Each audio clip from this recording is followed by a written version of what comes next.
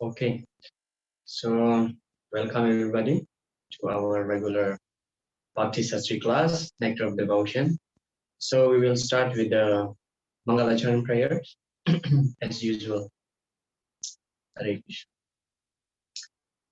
Om Jnana Timirandasya Jnananjana Salakaya Chaksurunmelitam Jena Tasmai Sri Gurave Namaha Sri Chaitanya Manobhistam Stapitam Jena Bhutale Swayam Rupa Kada Mahyam Dadati Swapadantikam Vandeham Sri Guru Sri Juta Pada Kamalam Sri Gurun Vaishnavamscha Sri Rupam Sagrajatam Shahagana Ragunatam Vitam Tam Sajivam Sadvaitam Shavarutam Parijana Sahitam Krishna Chaitanya Devam Sri Radha Krishna Padam Sahagana Lalita Sri Visakanvitamscha He Krishna Karuna Sindhu Dinabhandhu Jagatpate Gopesha Gopika Kantha Radha Kantha Namostute Tapta Kanchana Gaurangi Radhe Vrindavaneshwari Vrishabhanusute Devi Pranamami Hari Priye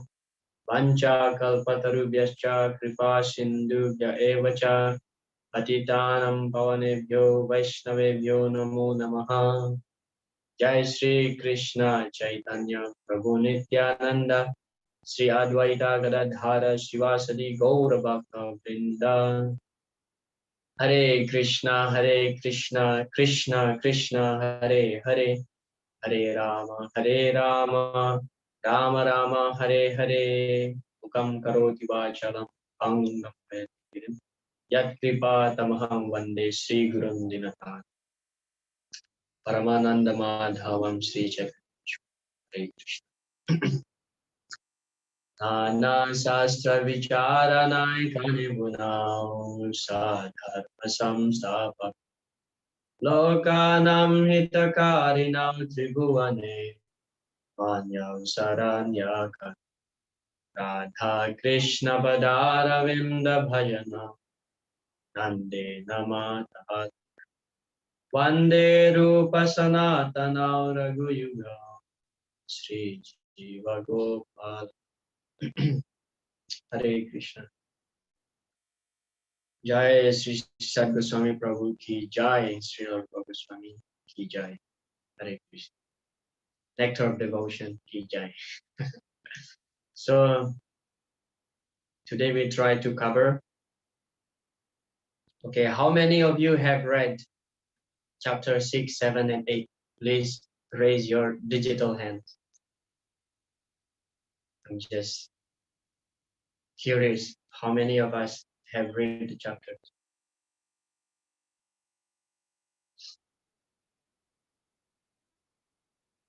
At least chapter 6.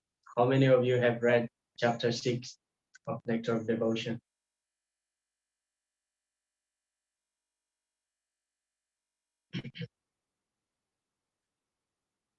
Okay.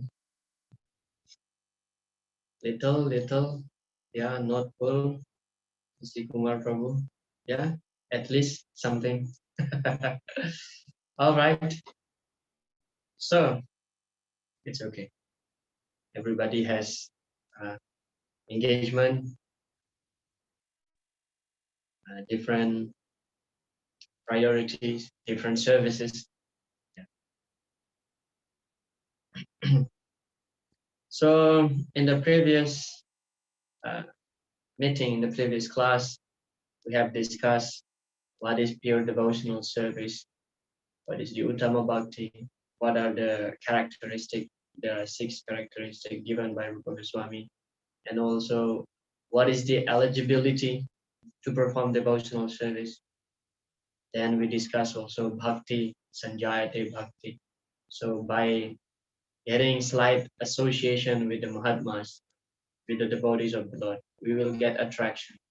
So once we get little attraction, so we will naturally becoming more inquisitive and start to approach Krishna. Okay. And then in the previous class, also in the chapter 5, we discussed that devotional service surpasses even liberation, so that topic we discussed many times. How actually bhakti is much more superior than liberation. Devotees, pure devotees, they reject the liberation, okay, especially the Sayujya Mukti. Of course, Srila Prabhupada mentioned just like the residents of Vrindavan, they even reject the liberation of being promoted to Vaikuntha because they already derive the highest, the topmost melo, the topmost rasa, living along with Krishna in Vrindavan. So after discussing all this, like pure devotional service, Uttama Bhakti, what are the symptoms, characteristics, and now in the chapter 6, we'll be discussing how to discharge devotional service. Okay, how to discharge devotional service. So of course, in the chapter 6, Rupa Goswami not giving so many details on how to discharge devotional service. He's just giving the 64 Anga Bhakti. So the 64 Anga Bhakti, and he just mentioned the principle. Okay? He's not describing in detail, but all the details will be described in the subsequent chapters, like chapter 7, chapter 8, next few chapters. All right. So yeah, it's always, again, I would like to say that it's always good to read uh, the chapters, the section that what we are going to discuss before the class taking place. So we know like what will be there. You get the we get the uh, picture what we are going to discuss. Yeah, just read, and yeah, it's not so much actually. If you read, maybe it takes like 20 to 25 minutes max. Anyway, I'm just trying to encourage everybody here. Hare Krishna. Okay. Uh,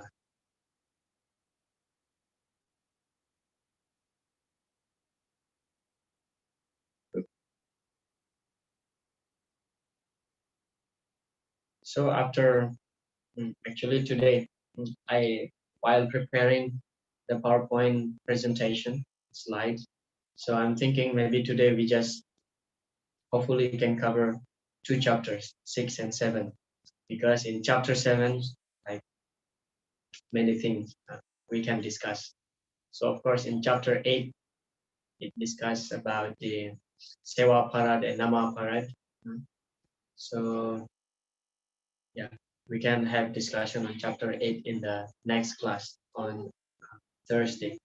So today we'll be discussing about how to discharge devotional service, how to execute devotional service.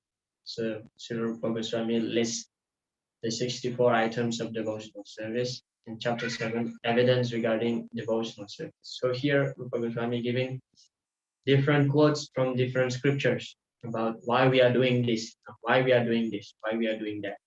Okay? So evidence from the scriptures, bona fide scriptures. Here the first 18 items of devotional service, the 10 priorities dues and the first 8 liberties, don'ts are further explained. Okay. All right, we start with chapter 6. How to discharge devotional service. Srila Rupa Goswami states that his elder brother, Sanatan Goswami, has compiled Hari Bhakti Vilas for the guidance of the Vaishnavas, and therein has mentioned many rules and regulations to be followed by the Vaishnavas. Some of them are very important and prominent, and Srila Rupa Goswami will now mention these very important items for our benefit. The purport is this statement is that Srila Rupa Goswami proposes to mention only basic principles, not details. Okay. For example, we'll see later that to accept, to take shelter of the spiritual master, that's the first one. Adaustrada, what is that? Uh, Guru Ashraya, Guru Ashraya. So that's the first one. and then to take Diksha from the spiritual master and serve him with faith. So Goswami just mentioned the principle, but how to serve the spiritual master in detail, following his instruction. What is the meaning of accepting the shelter of the spiritual master? That is not discussed in this chapter. So Rupa Goswami just giving us the general principle. So of course he mentioned here that in Hari Bhakti Vilas, Sanatana Goswami compiled this book, and this book meant for the Vaishnavas. There are so many rules and regulations mentioned in Hari Bhakti Vilas, and Sri Rupa Goswami he has picked up the 64 items which are most prominent, most important. And even then also out of those 64, we'll find later that uh, only 5, the most potent, okay, most important, very important, most potent. It doesn't mean that we we can neglect others items, other angas of bhakti, no. But still, if we just follow these 5 angas very rigidly, strictly, so we will obtain the highest perfection, like in advancing in Krishna consciousness. Another thing also about Hari Bhakti Vilas, it is interesting that Hari Bhakti Vilas is, full of details, and sometimes one one has to be very careful when studying or reading the Hari Bhakti Vilas without proper guidance from senior devotee or mentor or spiritual master. So we have to be very cautious to read this book Hari Bhakti Vilas, because what happened, dangers may take place. What kind of dangers will become critical, will become topmost fault finders to others, to other devotees. Even it is mentioned that how a devotee should take baths. These are the process, that step. First, we have to do this and that, like this. So this is Hari Bhakti Vilas, full of details. Uh, what needs to be done and how we should do it. So if we don't read careful to study this Hari Bhakti Vilas under the guidance of um, spiritual master or some senior devotee mentor, so we will end up of becoming fault finder, because we see that, oh, this devotee is not doing it properly. Oh, why he's doing like that? For example, like, okay, what is the meaning of Vilas? Hari Bhakti Vilas. What is the meaning of Vilas? This is a question by Rishi Kumar Prabhu.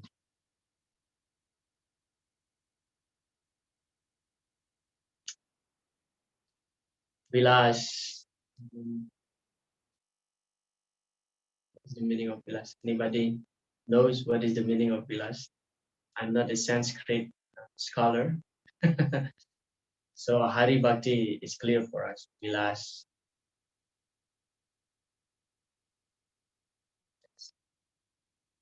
Have a look. Eagerness, Prabhu? Eagerness? Yes. Vilas Kunji Diyo Bhas. In Tulsiyati we say, right? We are desiring to get the Vrindavan Dham. Interesting. Yeah, in that prayer. Vilas Kunje. I got here, Prabhu. Acts leading to happiness. I mean, I got a dictionary, normal meaning. Yeah, I'm also looking at the dictionary. It is mentioned here. Vilas means bliss. Or Vilas also means amusement. Vilas means luxury. Yes, Prabhu, in Hindi we have a word Bhog Vilas. Vilas means enjoyment also. Yeah, Vilas. So yeah, Hari Bhakti Vilas means like the devotional service to Lord Hari, giving us bliss. All right. So let's move on from that. It is important to study Sanskrit. Gurukul, those who are born in the very family, and if they are fortunate enough to study in Gurukul where they study Sanskrit, that kind of soul is very, very rare and very fortunate. Sanskrit. Okay. Anyway, but it doesn't mean that we should not read the Hari Bhakti Vilas. Still, we are encouraged to read the Hari Bhakti Vilas written by Sanatana Goswami because it is compiled for the guidance of the Vaishnavas. But we have to be very careful. Yes. Okay. These are the priority, the do's of what we're supposed to do. The first 10 Anga Bhakti is called the priority, the something that we have to accept. Anukulyasya Sankalpa. Yeah, that is part of this. So the first one is that accepting the shelter of the lotus feet of the spiritual master, becoming initiated by the spiritual master and learning how to discharge devotional service to him from him, obeying the orders of the spiritual masters with faith and devotion, following in the footsteps of great acharyas, teachers, under the direction of the spiritual master, inquiring from the spiritual master how to advance in Krishna consciousness, being prepared to give up anything material for the satisfaction of the Supreme Personality of Godhead, Sri Krishna, residing in a sacred place of pilgrimage like Dwarka or Vrindavan. Interestingly, this part is kind of mentioned 2 times. Later also in the last 5 Anga Bhakti will be mentioned also. It is living in the jurisdiction, in the area of Mathura. What do you call this in English? Jurisdiction. So hard for me to pronounce. Residing in a sacred place called of pilgrimage like Dwaraka or Vrindavan, accepting only what is necessary or dealing with the material world only as far as necessary, observing the fasting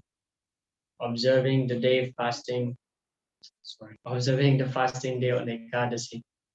So this is not only referred to Ekadasi, but also we fast on the appearance day of Krishna or his incarnation or the acharyas. So we are observing fasting of that. And worshipping sacred trees like banyan tree. So these 10 items are preliminary necessities for beginning the discharge of devotional service in regulative principles. So this is for the sadhakas. These are very important things. In the beginning, if a neophyte devotee observes the above mentioned 10 principles, surely he will quickly make good advancement in Krishna consciousness. Okay. So actually amongst these 64 angas, so the first 20 we must follow. It is very important with the first 20. And we will see later that out of this first 10 also, only 3, the most important thing, the most crucial part is these 3. Okay, so these are the priority, what we're supposed to do. That's the first 10. And then the liberties, what we should avoid. One should rigidly give up the company of non-devotees. So in the Upadesmrita also mentioned that Jana Sangacha. Jana Sangha means the association of non-devotees should be given up. There's also what is said in the Srimad Bhagavatam, Kapila Muni explained to Devahoti. Deswasam Deshu Mudesu Kandi Tatmasu Sadhusu Sangam Napurya Chocheshu Yusit Pridam Rigesha. So one should not associate with materialistic people, especially those who are attached to the opposite sex. Deswasam Deshu Mudesu Kandi Tatmasu Sadhusu Sangamna. So Sangamna Kurya. One should not associate with such a person. Yosit Kridam Rigesha. So tesu asantesu means just like a dog dancing in the hands of a woman. That kind of materialistic people should be avoided at all. Of course, we'll find later that there are two types of materialistic people. There are two types. In general, there are two types of materialistic people.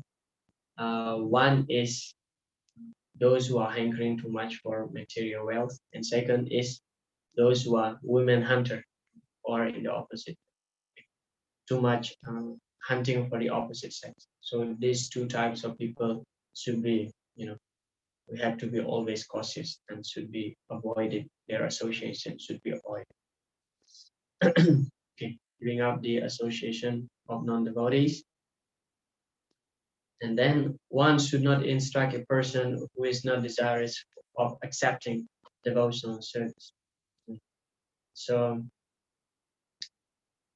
this is one of the 10 offenses against the polity.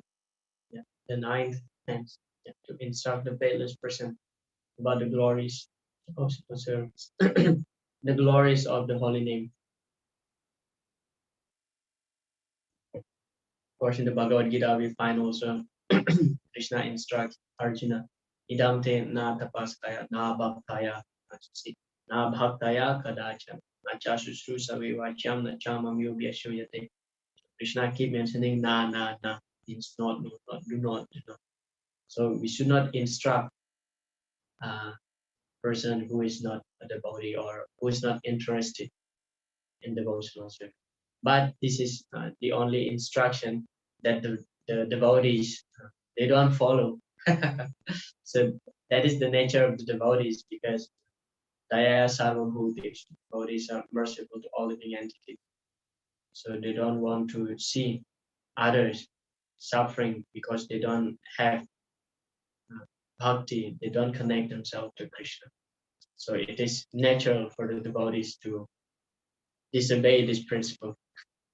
Well, why it is mentioned like this? Because if we keep instructing about devotional service to those who are not interested, they may become very offensive. And, of course, there are so many things may happen when somebody becomes offensive against the Vaisnavas, or they may blaspheme the Lord, blaspheme the devotees. So indirectly, we are the cause of why they are becoming offensive. That's why we shouldn't disturb them. That's the reason why we shouldn't instruct a person who is not desirous of accepting devotional service. But as devotees, of course, devotees, especially the pure devotees, they have the principle in their life, mentality in their life. Okay, no problem. Let me go to the hell. Let me go to the hell, and others maybe deliver. So like that. So devotee is actually ready to accept any risk in order to giving others Krishna consciousness, including going to the hell. Of course, that's very high level. Yeah. And then third one should not be very enthusiastic about constructing costly temples. Interesting. Here in Mayapur, we are constructing the biggest ISKCON temple. The budget is minimum, I heard, 700. What is that? $700 million. $700 million. That's a lot of money. And then one should not try to read too many books, nor should one develop the idea of earning his livelihood by lecturing on or professionally reciting Srimad Bhagavatam or Bhagavad Gita. So of course, too many books means materialistic books, which is not giving us spiritual benefit. Should avoid this. And we should not, yeah, interesting. Nor should one develop the idea of earning his livelihood by lecturing, because there are so many professional reciters of the Srimad Bhagavatam, especially Bhagavad Saptaha here in India. Yeah. Because what happens if we if we have this mentality, earning money by becoming a professional reciter or giving some lectures on Srimad Bhagavatam, Bhagavad Gita for material gain. So the effect is that the person, the speaker, will not be able to speak purely. Why? Because the main purpose of his giving class or lecture is that to please the audience, by which actually the audience will give him some money. So he has to, make somehow or other the audience happy. So in that way, he cannot speak purely. He cannot speak purely. Otherwise, if he may speak purely, speak the supreme truth, and then the person who all these days giving support to him, maintain him, giving a lot of money, now become averse toward him. Because sometimes truth may giving pain to somebody's heart because that person is not ready to accept the truth. But if we just speak, giving lecture just to please Krishna, to spread Krishna consciousness movement, doesn't matter. Just like Srila Prabhupada, he was using very harsh words such as rascal, for example, and he's condemning how the materialistic people's life, how the scientists, Prabhupada condemning very boldly scientists. Yes, Prabhupada mentioned that they are actually full number one, nonsense, this and that, cheater, like the astronaut cheaters. Nobody actually able to go to the moon because Prabhupada explained that moon is actually one of the heavenly planets. So you have to change your body in order to be able to go to the moon, and you have to acquire a lot of piety. And in the moon is very, very cold, very cold. So yeah, Srila Prabhupada always speak purely, speak for the purpose of, establishing truth. Doesn't matter. People are criticizing him. Doesn't matter because he's not concerned that okay, this person I should please, I should give lecture because I want to please the audience. That is not the purpose. And then next, one should not be neglectful in ordinary dealings. That means one should be responsible even to ordinary dealings. One should not be under the spell of lamentation in loss or jubilation. Again, one should not disrespect the demigods. One should not give unnecessary trouble to any living entity. One should carefully avoid the various offenses in chanting holy name of the Lord or in worshipping the deity in the temple. So this principle will be more elaboratedly explained, discussed in the chapter 8. And then the last one should be very intolerant toward the blasphemy of the Supreme Personality of Godhead, Krishna, or his devotees. So devotee, the nature of devotee is that if somebody offends him, so he can tolerate that.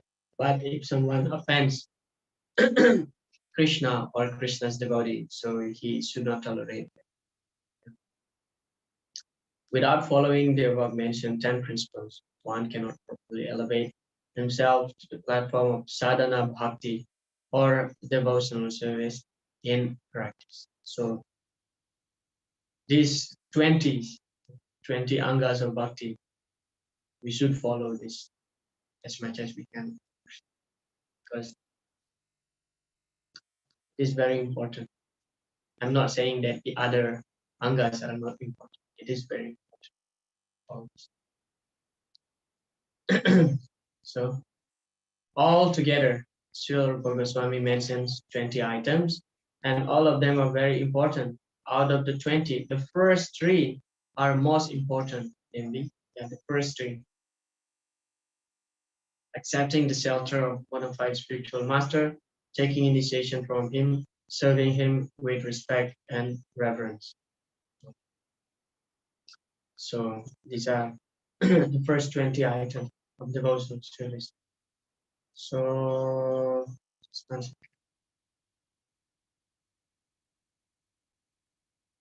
Yeah, I don't put the other items in my PowerPoint presentation. It's a lot. So the next one is that the next, how many? It's already 20. So there are 44. There are 44 items. So I'm requesting that you read this stuff in your own timing. Yeah, please read it. And anyway, or we just read it very quick. Okay. The next important items are as follows. One should decorate the body with tilak, which is the sign of Vaishnavas. So it is very important, tilak, because when you see somebody with tilak, you will immediately remember, oh, he is Krishna's devotee. So tilak will help us to remember actually Krishna by seeing tilak or by seeing somebody with a chanting bag or kantimala. We immediately recognize, oh yeah, he's a Vaishnava. Then in marking such tilak, sometimes one may write Hare Krishna on the body. Of course, not many people following this, but we can do it. We are writing the holy names of Krishna in our part, in the part of the body next to the tilak. One should accept flowers and garlands that have been offered to the deity, and the spiritual master put them on one's body. So we have to be very happy to accept the flowers which is offered to Krishna and garlands. One should learn to dance before the deity. So one should learn to dance before the deity. So we have to dance before the deity, accompanied by kirtan. So of course, in the front of the deities, we have to dance like very elegantly, like how Chaitanya Mahaprabhu danced. How the Swami step, Srila Prabhupada established the Swami step. So we have to dance in the front of the deities in the elegant way, not so wild. Of course, sometimes there is one story when Srila Prabhupada he was giving a class. It was in Australia. He was giving a class, and then after the class, so Srila Prabhupada asked some of his disciples to start kirtan. So the devotees start the Hare Krishna kirtan, and then after some time, Srila Prabhupada stood up, and Srila Prabhupada started to dance, and all the devotees stood up and started to dance. And then, as the kirtan going uh, more intense, Srila Prabhupada started jumping up and down, and the devotees never seen this before. That Srila Prabhupada jumped up and down, and Srila Prabhupada also encouraged devotees to jump up and down. So yeah, that's I would say the standard of our dancing in the temple in the front of the deities. Well, maybe different when it is on the Harinam or yeah, but in front of the deities we have to dance in an elegant way, not too wild. Jumping up and down is okay. Going back and forward is okay, but not too wild. Then one should learn to bow down immediately upon seeing the deity or the spiritual master. So immediately we have to bow down when we see the deity or spiritual master or any sannyasis. As soon as one visits the temple of Lord Krishna, one must stand up. Stand up is actually indicating respect. When the deity is being born for a stroll in the street, so this is like the Ratha but the body should immediately follow the procession. In this connection, it may be noted that in India, especially in Vishnu temples, the system is that apart from big deity, who is permanently situated in the main area of the temple, there is a set of smaller deities which are taken in the procession in the evening. So normally we have this in all our ISKCON temple. One is big deity, Darsan deity, one is the one that we worship, we do abhishek every day on a daily basis. And then A devotee must visit a Vishnu temple at least once or twice every day, morning and evening. So every day for Mangalarati and Sandhya Arati at least. One must circumambulate the temple building at least 3 times, parikrama, going around the temple. And one must worship the deity in temple according to the regulative principles, bring arati and prasad decorating the deities, etc. These must be observed regularly. Then one must render personal service to the deities. So this indicate the arati, personal service like cooking. One must sing. One must sing. Sing means singing bhajan for deities. And then one must perform Sankirtan. So this Sankirtan actually having broad meaning here. It may be book distribution or it may be Krishna Katha. That's also Sankirtan. Gathering with the devotees. One must chant. One must offer prayers. So these prayers that we offer to the deities, the expression of our heart. And then apart from this, one must recite multiple prayers, like whatever prayer is already there. For example, like some stutis in the Srimad Bhagavatam, like Kunti stuti or Prahlad stutis. There are so many stutis in the Srimad Bhagavatam, Gajendra stutis. We can recite that in the front of the deity. And then, where is that? One must taste Mahaprasad. Of course, everybody likes to do this. One must drink Charanamrita. One must smell the incense and flowers offered to the deity. One must touch the lotus feet of the deity if we get the opportunity of becoming pujari. One must see the deity with great devotion. One must offer arati at different times.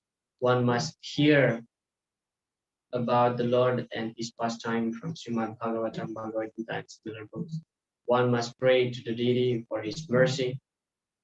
Of course, this mercy refers to spiritual mercy for our spiritual advancement. One should remember the deity. One should meditate upon the deity. One should render some voluntary service. One should think of the Lord as one's friend. This is Sakya. It is very elevated position. One should offer everything to the Lord, Saranagati. One should offer a favorite article, such as food or garment. One should take all kinds of risks and perform all endeavors for Krishna's benefit. And then, in every condition, one should be surrendered soul. This is such a very high demand. In every condition, one should be a surrendered soul. And then one should pour water on the Tulasi tree. One should regularly hear Srimad Bhagavatam and similar literature. So this point seems to be repeated quite a few times here, like this one. One must hear about Lord in his pastime, Srimad Bhagavatam. Then this also, one should regularly hear Srimad Bhagavatam. One should live in sacred place like Mathura, Vrindavan, or Dwaraka. So it's already mentioned in the first 10, one of the first 10 angas about living in sacred place. Also again mentioned here. One should offer service to Vaisnavas. One should arrange one's devotional service according to one's means. So we should not force ourselves by which, because many people, they love to make show. They love to make show. In the month of Kartik, one should make arrangement for special services because Kartik is the month which is Krishna loved the most. So Krishna's favorite month is Kartik, and we are celebrating this pastime, Damodar pastime, for one full month, and every day we are discussing this. And then during Janmashtami, one should observe a special service. So one should do whatever is done with great care and devotion for the deity, one should relish praise. This from this 40 till the end. These are the 5 most potent angas. One should do whatever is done with great care, devotion for the deity. One should relish the pleasure of Bhagavatam, reading among devotees and not among outsiders. And then one should associate with the devotees who are considered more advanced. And then one should chant the holy name of the Lord. And the last one is that one should live in the jurisdiction of Mathura. So again, this being mentioned here. Yeah.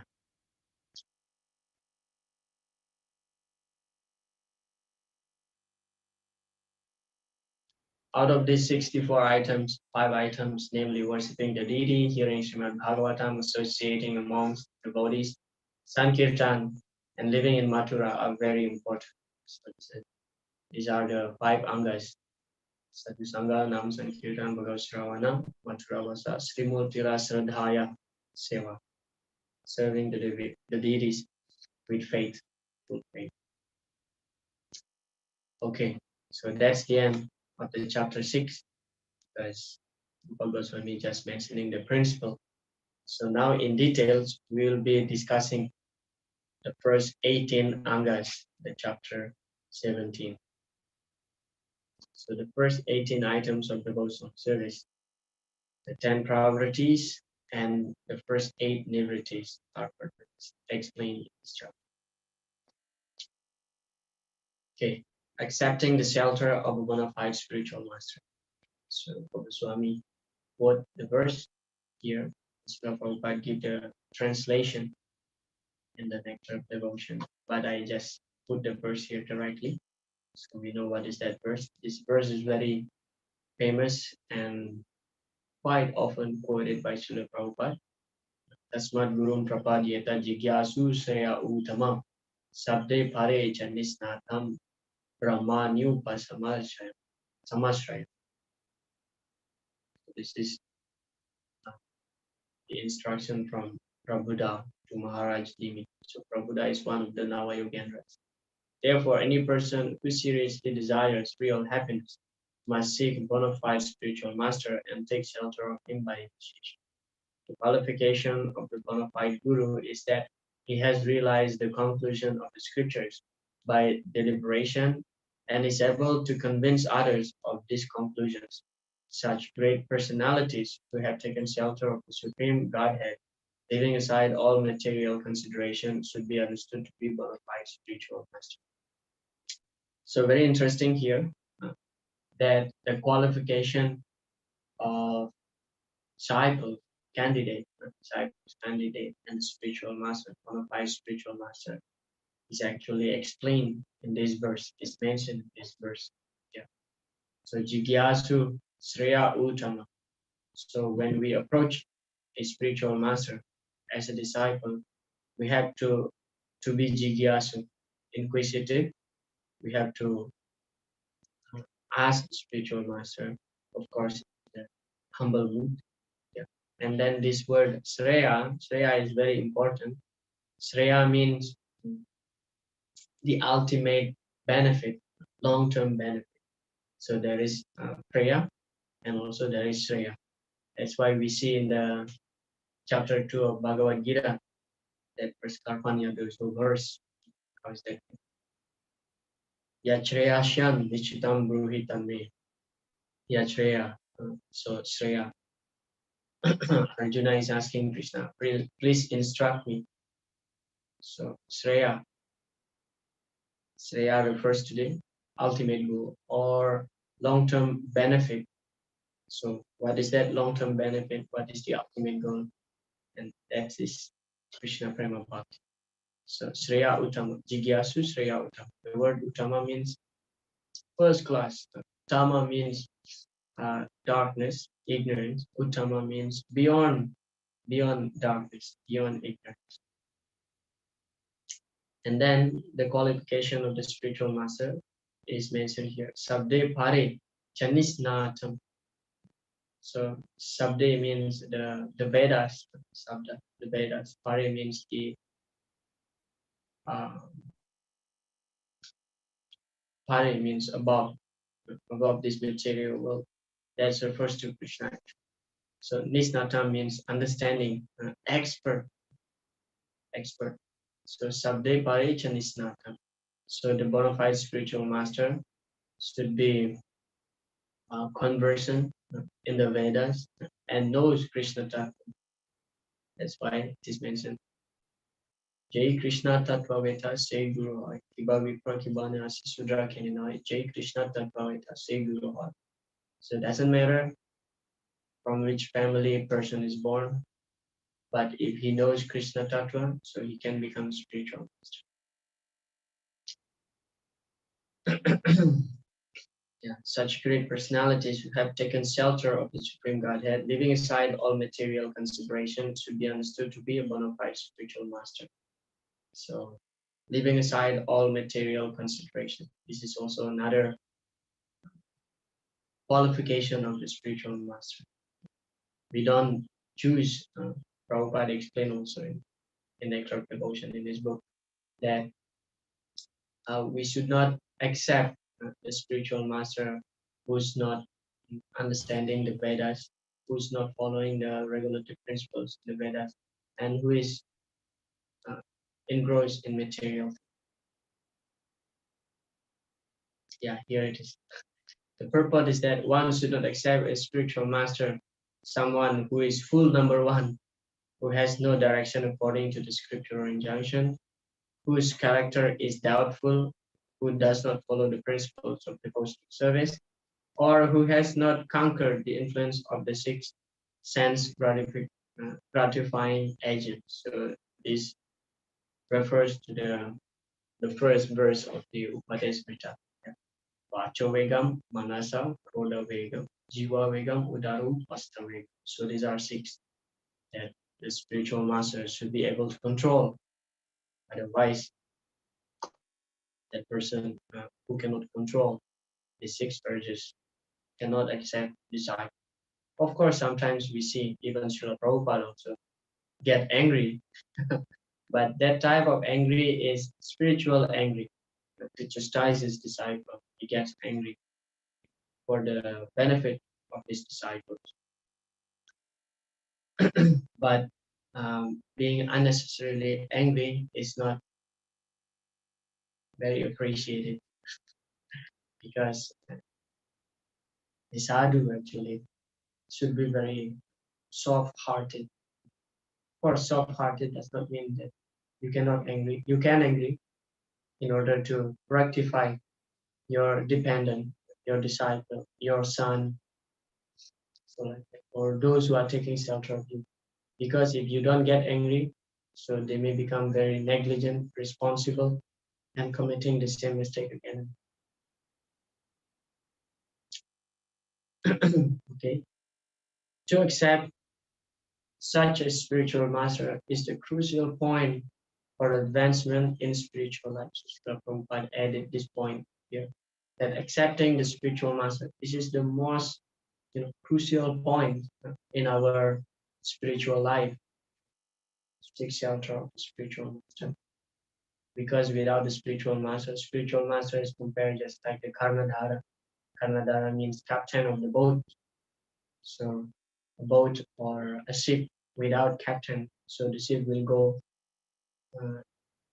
may go astray. The ship will not reach its destination without captain, without good captain.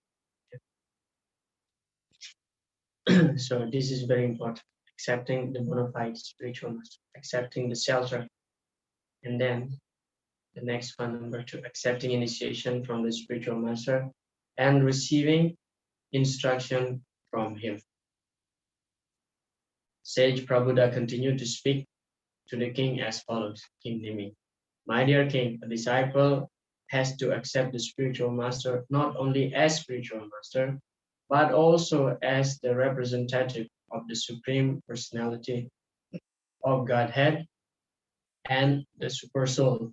In other words, the disciple should accept the spiritual master as God because it is the external manifestation of Krishna. This is confirmed in every scripture, and a disciple should accept the spiritual master as such. One should learn Srimad Bhagavatam seriously and with all respect and veneration for the spiritual master. Hearing and speaking Srimad Bhagavatam is the religious process which elevates one to the platform of serving and loving the Supreme Personality of Godhead. So, Diksha, accepting Diksha from the spiritual master, that's actually formalize us that now we are formally connected with the disciplic succession, with the parampara. So that is Diksha, Divya Iksha, Diksha. From this comes from the two syllables, Divya and Iksha. Divya means Divya Gyan, spiritual knowledge. Iksha means to see.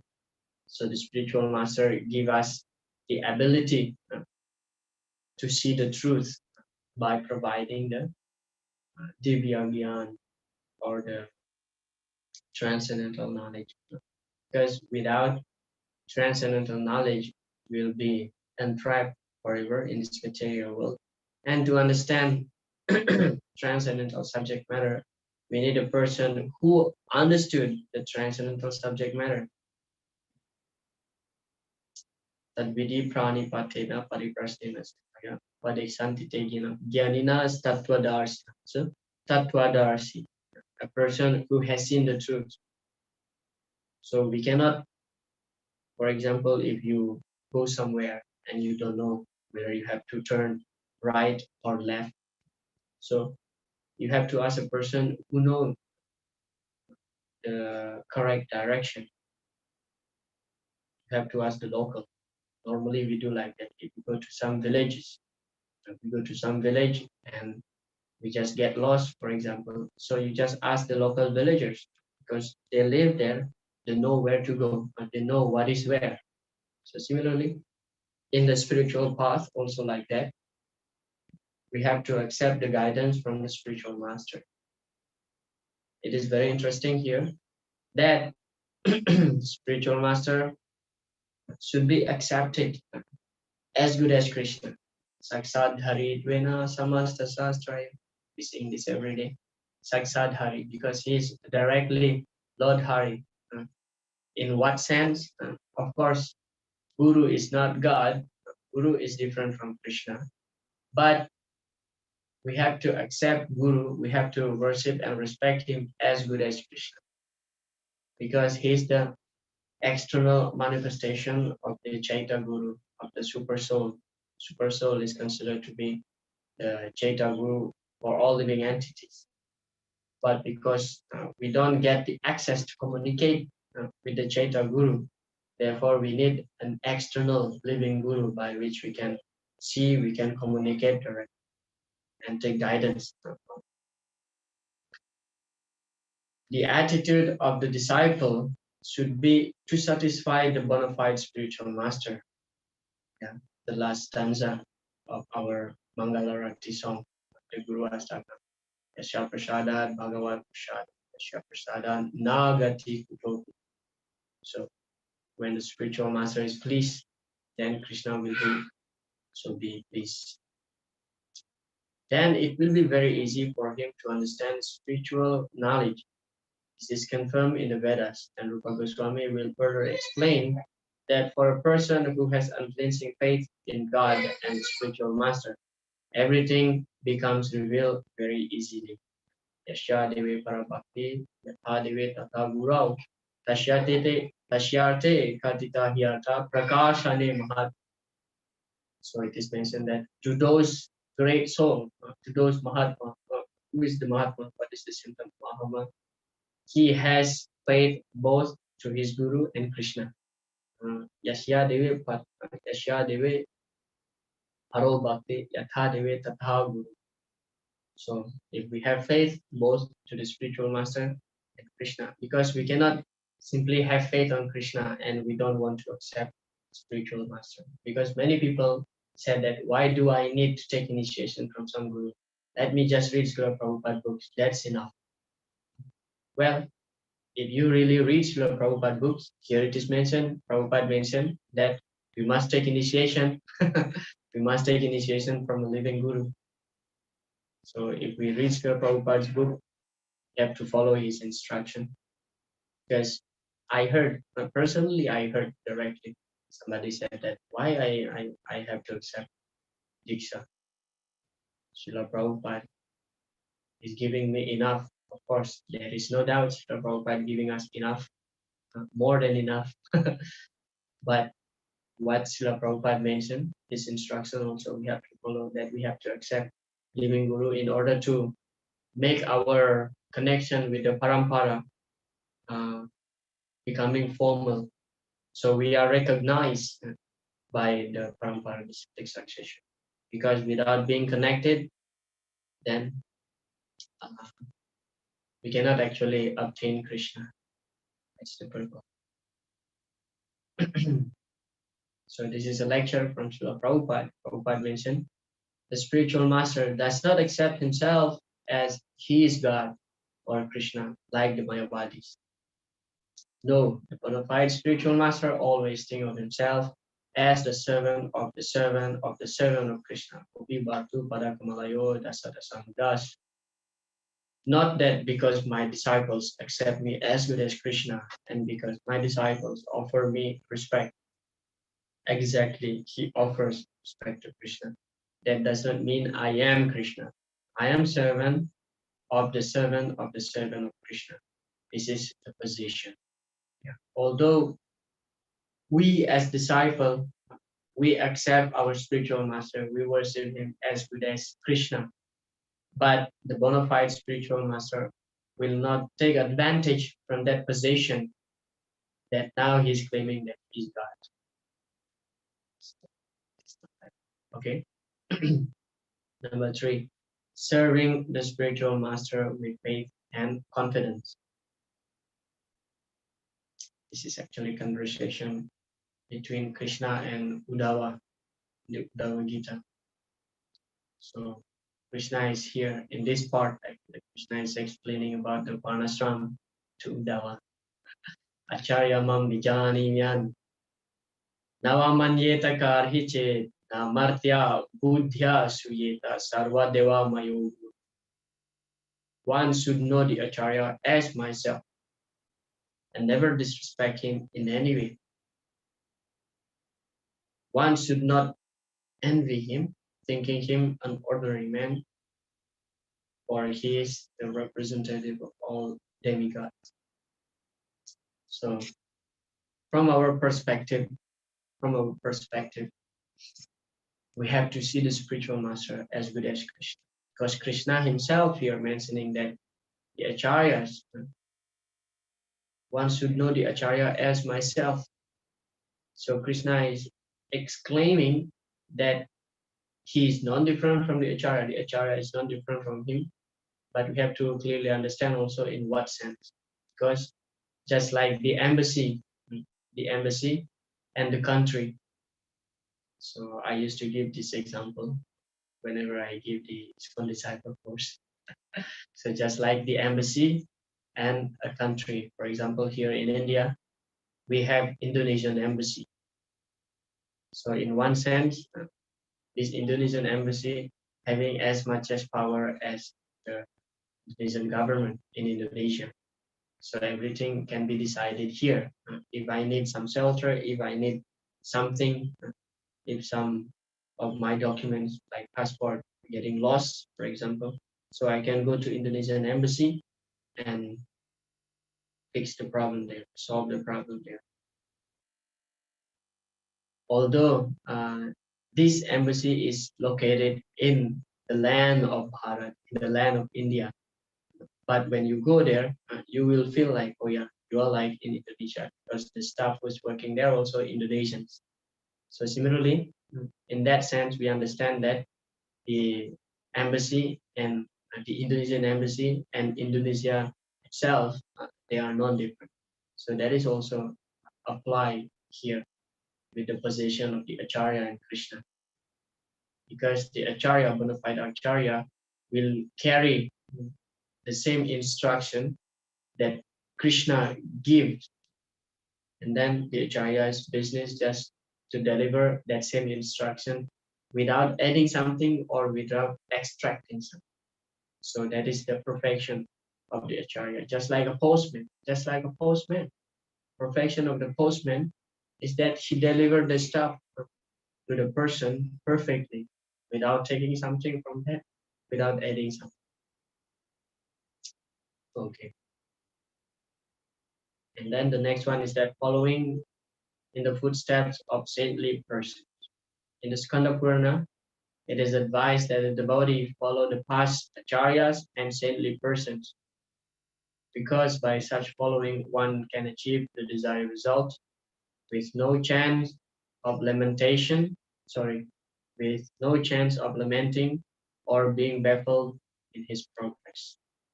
So Mahajano Yena Gatas, we have to follow the footstep of the previous acharyas and the Mahajanas, Mahajano Yena. Iti dwada shaitani mo dharmam bhagavatam uyam visudam durbodam yadyatva mritam asnute. So Yamaraj in the sixth canto giving instruction to his followers, the Yamaduta, that there are 12 Mahajanas. Iti dwada shaitani mo dharmam bhagavatam. So all these 12 Mahajanas, they know perfectly what is Dharma, what is the real Dharma. Guyam Vishudam Durbodam. And this Dharma, the nature of this Dharma is that Guyam, it is sacred. Guyam Vishudam, it is pure, not completely pure. And Durbodam, it's not very easily obtained. Guyam Vishudam Durbodam. Yad Gyata Amritam. Yad Gyatva Amritam Ast. So those who follow the instruction of the Mahajanas, following their footsteps, they will obtain bhakti, they get liberation. So that's the purport why we need to follow the footsteps of saintly person. Of course, in this section, Srila Prabhupada talks also about Buddhist, Lord Buddha. Lord Buddha is the incarnation of Krishna.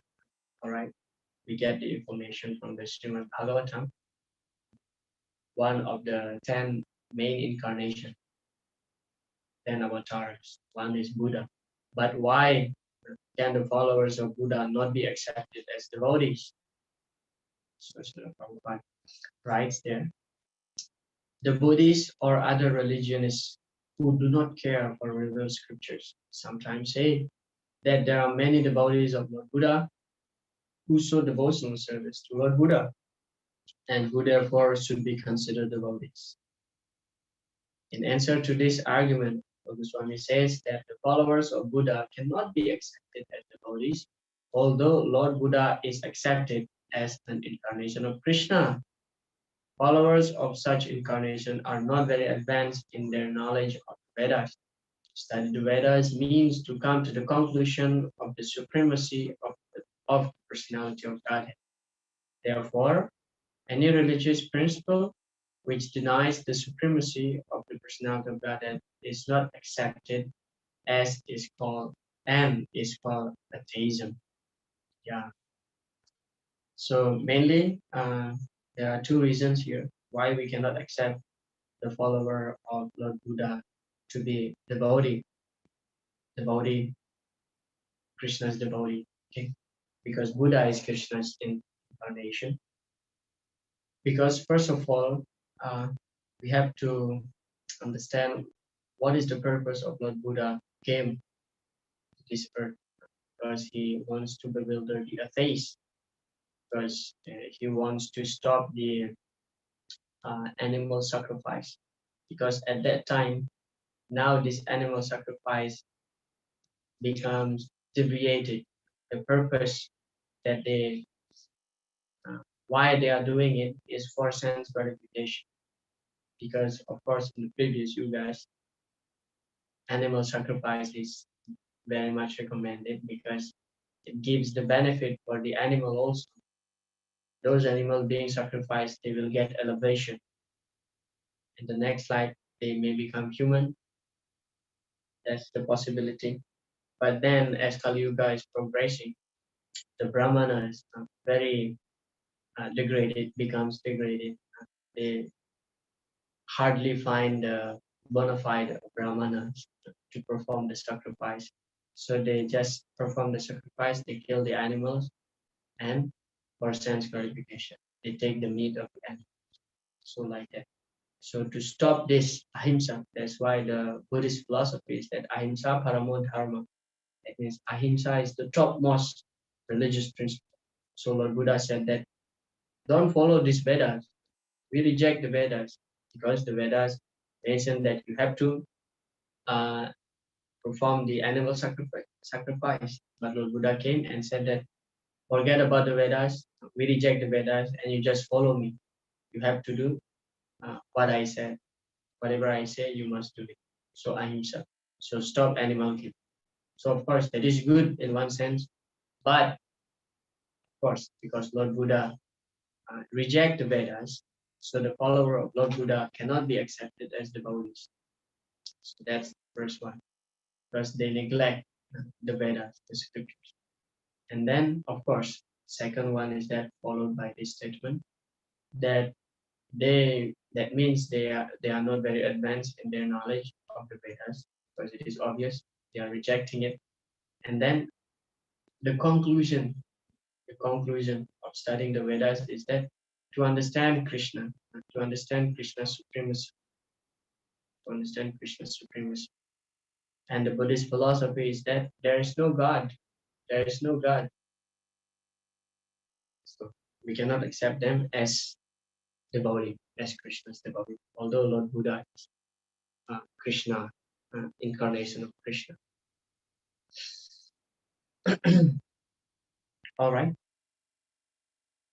So next one is that inquiring about eternal religious principle. In the Naradiya Purana, it is said, if one is actually very serious about devotional service, then all of his purposes will be served without any delay. That's it, Srila Prabhupada, just like this. If one is actually very serious about devotional service, then all his purposes will be served without any delay. So that means what? When one is very serious in devotional service, bhakti to Krishna, so he will feel himself content, completely content. He doesn't want anything apart from serving Krishna. So in that way, all the purposes in his life is fulfilled. Yavan artha udapane sarvata sampluto dake tavan sarveshu vedesu brahmana sarvijana. Krishna explained to Arjuna, just like uh, the purposes served by small wells will be automatically served by a big reservoir of water. So like this also, if we know the purpose of life, Brahmana Sarvijana, that um, devotional service to Krishna is the purpose of life, then all others purposes, significant purposes in life will be automatically covered. We'll feel content, satisfied. And then being prepared to give up everything material for Krishna's satisfaction. In the Padma Purana, it is stated, for one who has given up his material sense enjoyment and has accepted the principle of devotional service, the opulence of Vishnuloka, the kingdom of God, is awaiting. So we shouldn't be hesitate to sacrifice our so-called material wealth for the purpose of Krishna's pleasure, or spreading Krishna consciousness movement, especially. Yeah. Because it is guaranteed that if we sacrifice our so-called material wealth for Krishna, so Lakshmi already prepared a place for us in Vaikuntha. So little bit, if Krishna accept something from us, because Krishna's nature is that he doesn't want to be indebted. If we see the pastime of Sudama Vipra, so when Krishna snatched the poha from Sudama, so he ate, he said that, oh, very tasty. And then Krishna, he wanted to take once more, but Rukmini stopped him because Rukmini said that if you take the second one, then what we will give to Sudama? Because when Krishna took the first morsel of this poha, the entire Vaikunta is already given to Sudama. Then if he takes another one, what we have, we don't have anything left. So you will be indebted. And Krishna doesn't like to be indebted. He always ready to rest. Immediately doesn't want to be indebted. So we have to be ready. We must being prepared to give up everything material for Krishna's satisfaction. Well, at least if not everything, at least 50%. At least like what we have discussed in the beginning.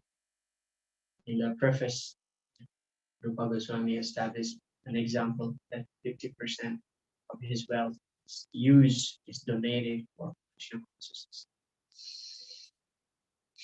So just like here, Bali Maharaj, you see, he just sacrificed everything and he gets his own planet.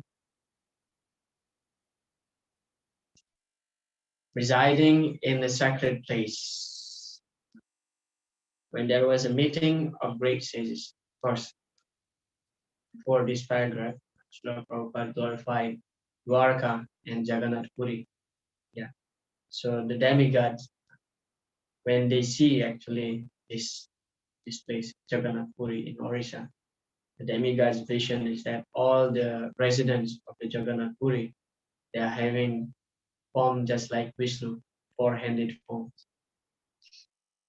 And in Dwaraka also, if one sleep in Dwaraka maybe for 6 months or few days, just one day, one will get immense purification, spiritual benefit. And when there was a meeting of great sages at Naimisaranya, Sutta Goswami was reciting Srimad Bhagavatam, and the importance of the Ganges was stated as follows: the waters of the Ganges are always carrying the flavor of tulsi offered at the lotus feet of Sri Krishna, and as such, the water of Ganges are ever flowing, spreading the glories of Lord Krishna. Wherever the waters of the Ganges are flowing, all will be sanctified both externally and internally. So just like in Ganga, Gotidanam Grahanam Kagasha Prayaga Gangoda Kakal Prayaga Ganga. So it is advised that one should live on the banks of Ganga to get a lot of spiritual benefit. Chaitanya Mahaprabhu also mentioned that whoever get in touch with Ganga, they will immediately developing bhakti to Lord Krishna. Because Ganga's water is actually emanates from Krishna's lotus feet directly from Krishna's lotus feet. And then Ganga water is just like Charanamrit, direct Charanamrit.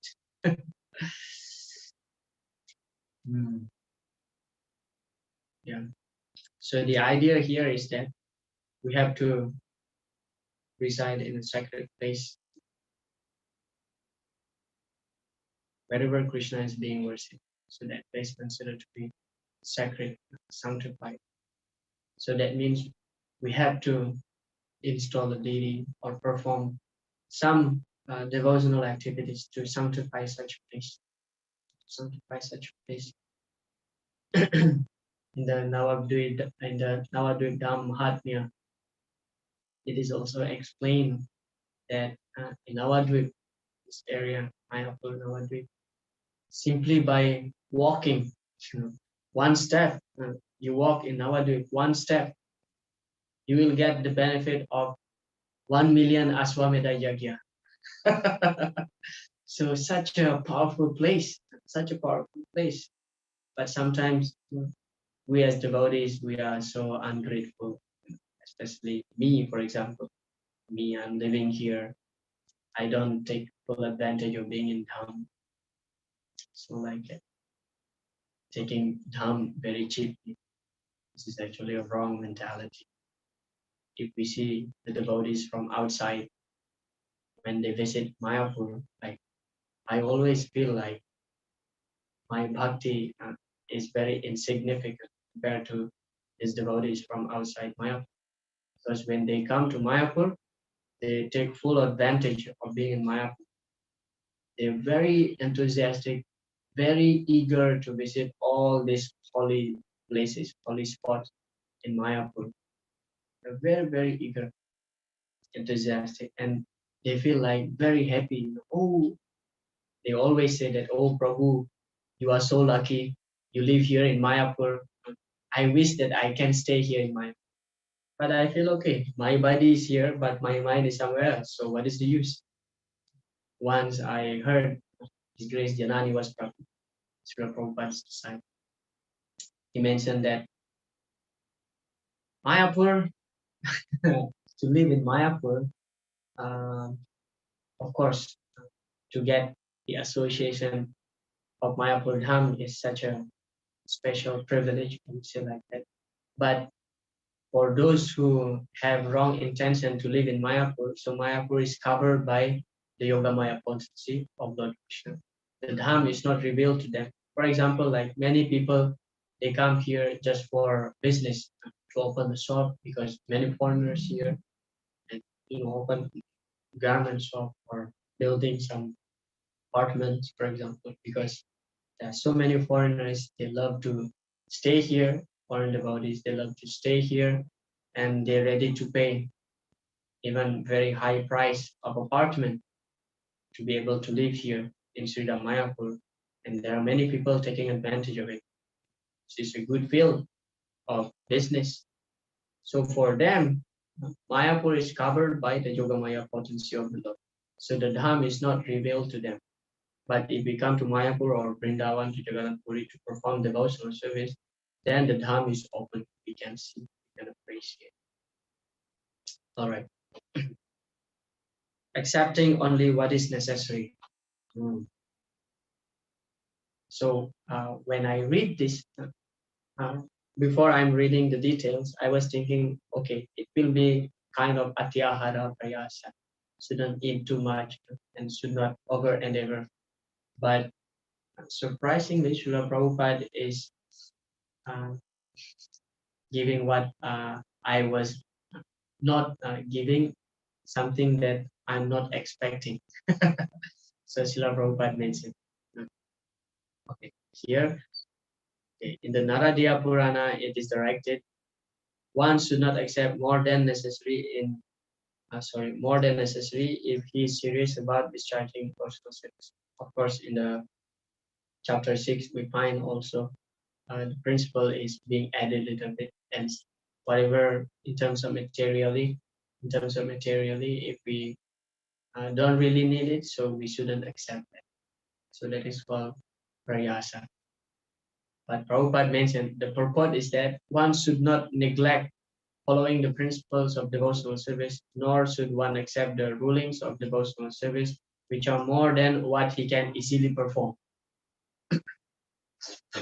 Srila Prabhupada gave the example of chanting. For example, if one commits to chant 100,000 names per day, but if he is unable to do that, he has to reduce. He has to reduce. So Srila Prabhupada also mentioned that. In our movement, we have our standard 16 rounds every day and follow the principle. So what I understood from this purport by Srila Prabhupada is that we are advised to perform devotional service according to our ability. Otherwise, if we force ourselves, we may perform devotional service, but with the wrong attitude, with the wrong intention. We may feel that devotional service is simply a burden because we are forcing ourselves. But if we perform devotional service according to our ability, it does not mean that we can be lazy devotee. Does not mean like that. But we have to perform devotional service with, full of joy. Anandam Buddhi Vardhana. It is Anandam Buddhi Vardhana. But we shouldn't put so much burden on our head that, oh, I must do this, I must. But at least our standard is that we chant 16 good rounds. Okay, 16 good rounds, follow the four regulative principles very rigidly, and some basic activities like going for Mangala Arati and hearing the Bhagavatam, accept only prasadam. And during the days, you can go out for Harinam Sankirtan, book distribution, or some service in the temple, like this. So according to our capacity in serving. So sometimes we tend to make show, for example, like that, and we are forcing because we want to be recognized by others that, oh, I can do this much. Sometimes, yeah. Anyway, so don't talk too much on this, otherwise I will commit offense.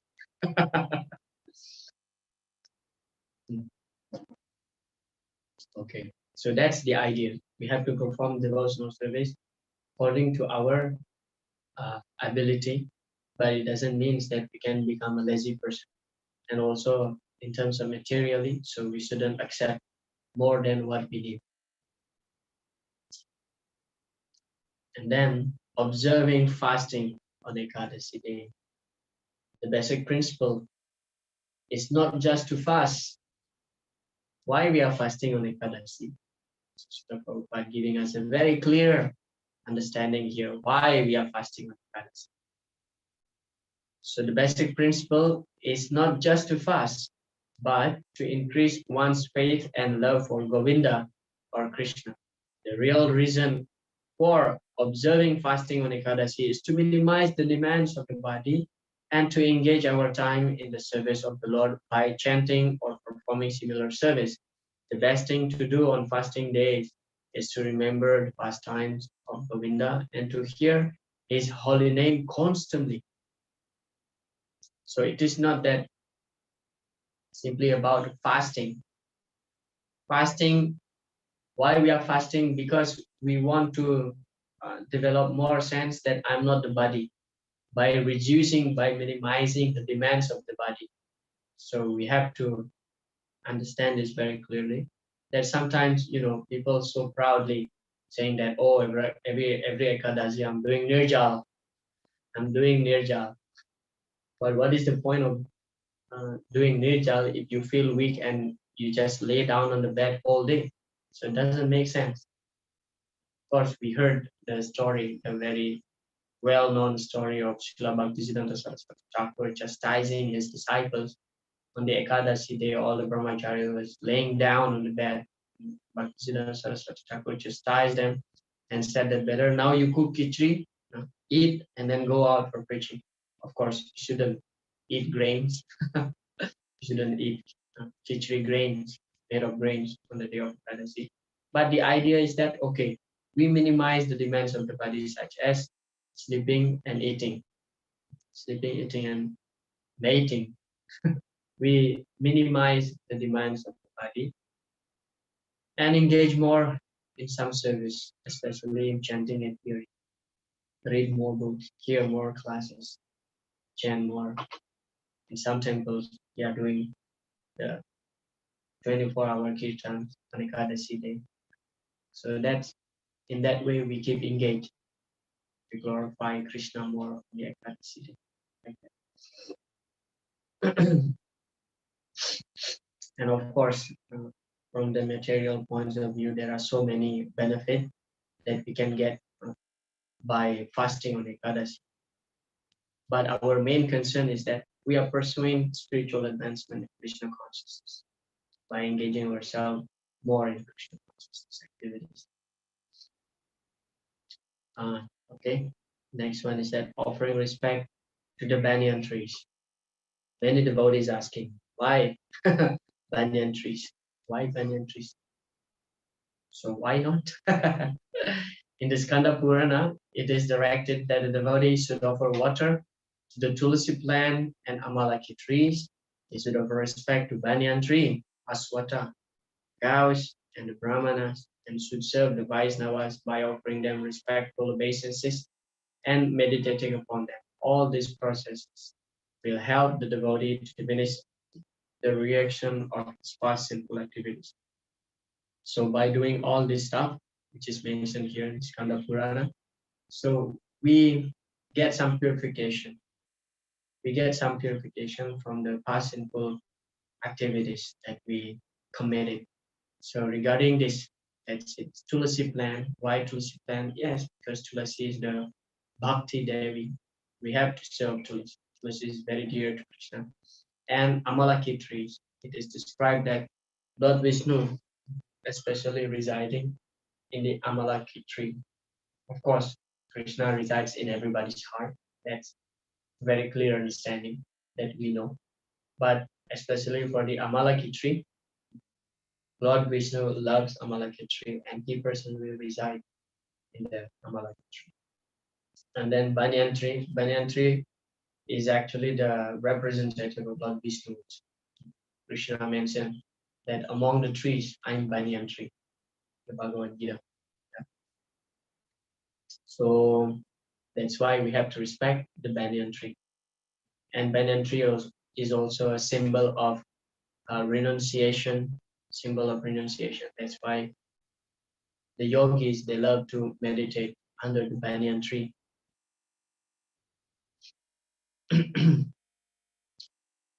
So banyan tree considered to be sacred, and we have to respect. Okay, what time is it now? We have another 3 minutes. I think I will stop here and we'll continue from this section.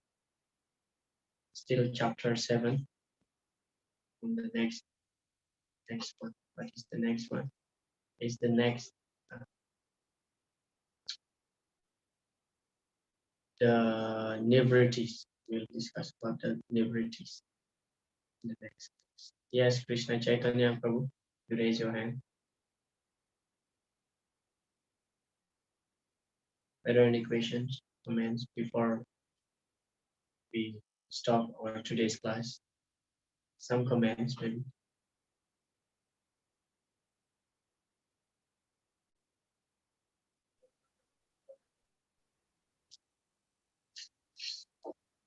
So in the chapter 6, we have seen the 64 angas. Yes, what is the request, Krishna Chaitanya Prabhu? If you can just unmute yourself and speak, that will save a lot of time. Hare Krishna. Can we have class on Friday Hare Krishna. or Saturday? No, because Friday I have a VCO meeting. So Saturday I have class for the Indonesian. I am occupied. Because after Tuesday we get only one day to read and prepare, so it's little difficult. That's it. Yeah, because that's the only day that I am free, Tuesday and Thursday. For the Indonesian devotees, especially Saturday and Sunday. So they don't have gap actually, Saturday and Sunday. But for you, I give gap one day. But actually, if you read the book, one chapter is very short actually. Nectar of Devotion is very short. You just spend 15 minutes and you're not only reading, but you can contemplate and study on that. Just 15 minutes. Yeah. So yeah, I cannot fulfill that request because I'm occupied on Friday and also Saturday. I'm so sorry. All right, just to conclude our today's session, that in chapter 6, we see Sri Rupa Goswami giving us the 64 angas of bhakti, out of which from the first 20 of the anga bhakti, the pravriti and nivriti. Pravriti means something that we have to accept. Nivriti means something that we have to reject. We should not do. Okay, so out of these 20, the first 3 is very important. And out of the 64, the last 5 are very important. So, yeah. That's about chapter 6.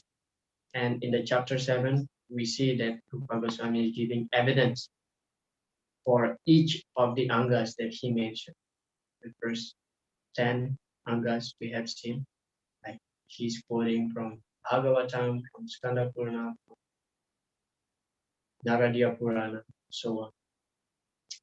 So it is not that blind faith that we have to do this because we must do it. So there is a reason, there is a scriptural evidence why we have to. So all right, thank you all very much. Jai Srila Prabhupada, Jai Srila Goswami, Ki Jai, Jai, Nectar of Devotion, Ki Jai. So see you on Thursday. Please read the rest of chapter 7 and 8. We'll discuss Thursday. Hare Krishna. Hare Krishna. Thank you, Prabhuji. Hare Krishna.